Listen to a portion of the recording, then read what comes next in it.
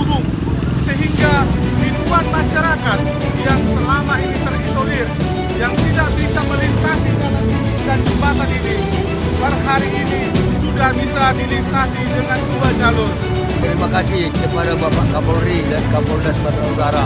Ucapan terima kasih kepada Jenderal Tito Sigit. Terima kasih Pak Jenderal.